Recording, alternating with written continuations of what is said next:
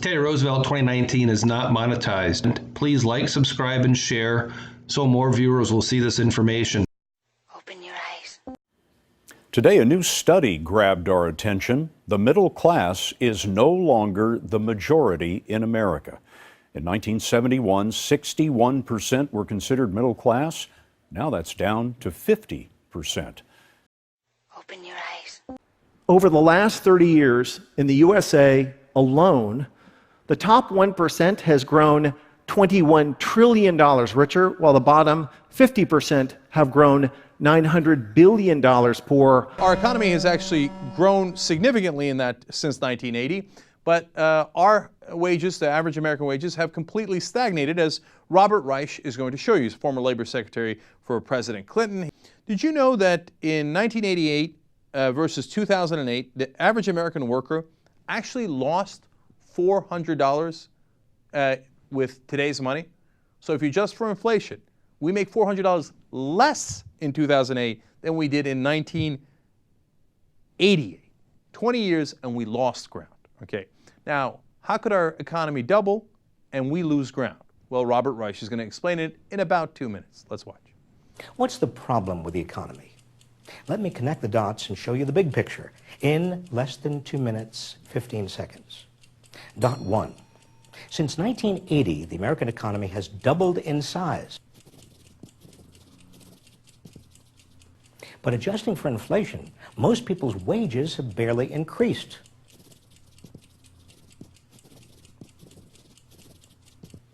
Second dot. Where did all that money go? Almost all the gains have gone to the super rich. The top 1% used to take home about 10% of total income. Now it takes home more than 20%. And the super rich have 40% of the nation's entire wealth. The combined trends of increased inequality and decreasing mobility pose a fundamental threat to the American dream, our way of life, and what we stand for around the globe. I believe this is the defining challenge of our time. The wealth gap is getting worse. A new analysis shows the richest Americans, the top 1%, made nearly 20% of all the available income in America last year. That's the widest income gap since the Roaring '20s. The trillion, at least in the American economy, the $1 trillion elephant in the room is not raising taxes on rich people a little bit more. It is the transfer of wealth which has taken place over the last 30 years from workers to owners. In 1980, actually from 1950 to 1980, American corporations had about a 6% profit as a percent of GDP. Today, it's 12 or 13%. In the intervening period, labor as a percentage of GDP went down an identical amount. That's $1 trillion. Contributing to poverty, stagnating wages. As this graphic shows, wages adjusted for inflation have been virtually flat during the past 45 years. The Bureau of Labor Statistics has many different data sets which demonstrate how wages and benefits for working class people began falling in the 1970s and have been relatively flat ever since the early 1980s. This data set shows that weekly wages and benefits fell by $120 per week, roughly $6,000 per year between 1972 and 1980. And then since 1980, wages and benefits for workers have been flat ever since. I think most people are aware that for the last 40 years, the middle class of our country has been in decline. That in Vermont and all over this country, we have people working 2 or 3 jobs. We have people working 50, 60, 70 hours a week just to put food on the table, just to make sure that their families can live with a modicum of dignity. And the reason for all of that is that wages in the United States of America are just too low. You've been had. This is a CNN Money article from February 16th of 2011, titled How the Middle Class Became the Underclass. And it stresses the point that incomes for 90% of Americans have been stuck in neutral, and not just since the Great Recession of 2008. Middle class incomes have been stagnant for at least a generation, while the wealthiest tier has surged ahead. In 1908, the income of the average American taxpayer was $33,400, adjusted for inflation. Fast forward 20 years, and not much has changed. The average income is still just $33,000 in 2008. Rocky, Do you believe that America is the land of opportunity? Yeah. Today, a new study grabbed our attention. The middle class is no longer the majority in America. In 1971, 61% were considered middle class. Now that's down to 50%. Anthony Mason tells us why.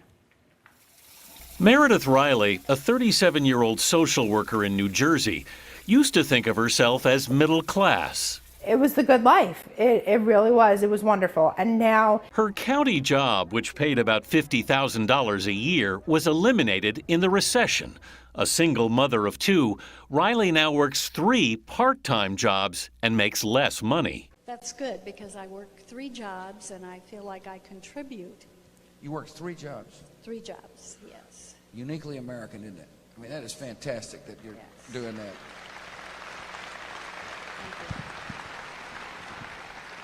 Get any sleep? Not much. Not much.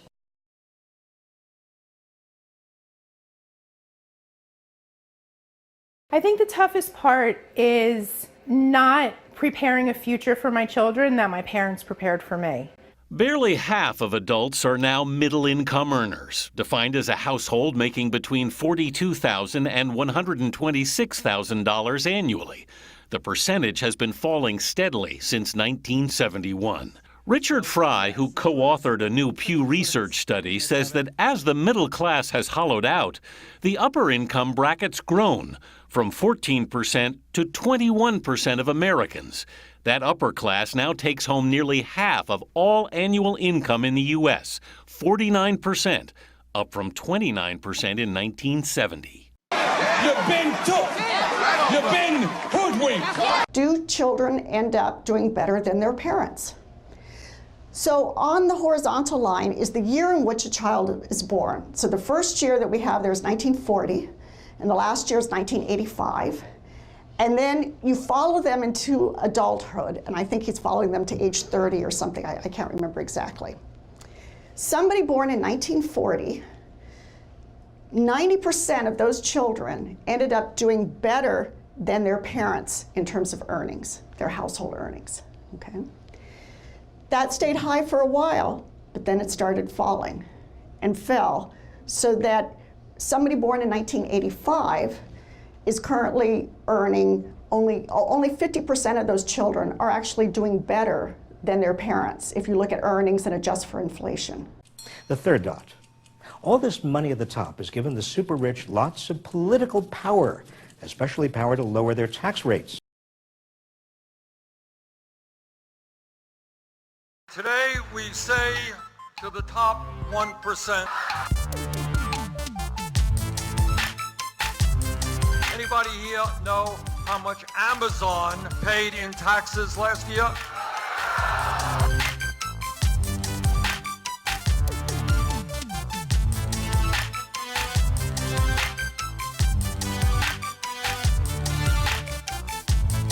So here you have a corporation that made over $10 billion in profits, owned by the wealthiest guy in the world, and they paid 0 in taxes. Before 1980, the top tax rate was over 70%. Now it's down to 35%. And much of their income is capital gains, subject to only a 15% tax. According to the IRS, the richest 400 Americans pay only 17%.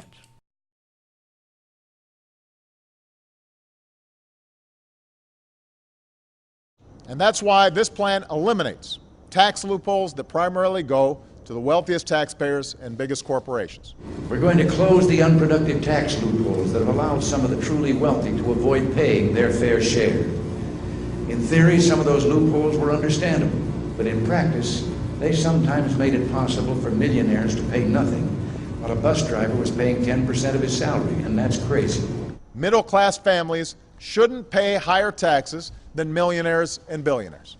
Do you think the millionaire ought to pay more in taxes than the bus driver, or less? Warren Buffett's secretary shouldn't pay a higher tax rate than Warren Buffett.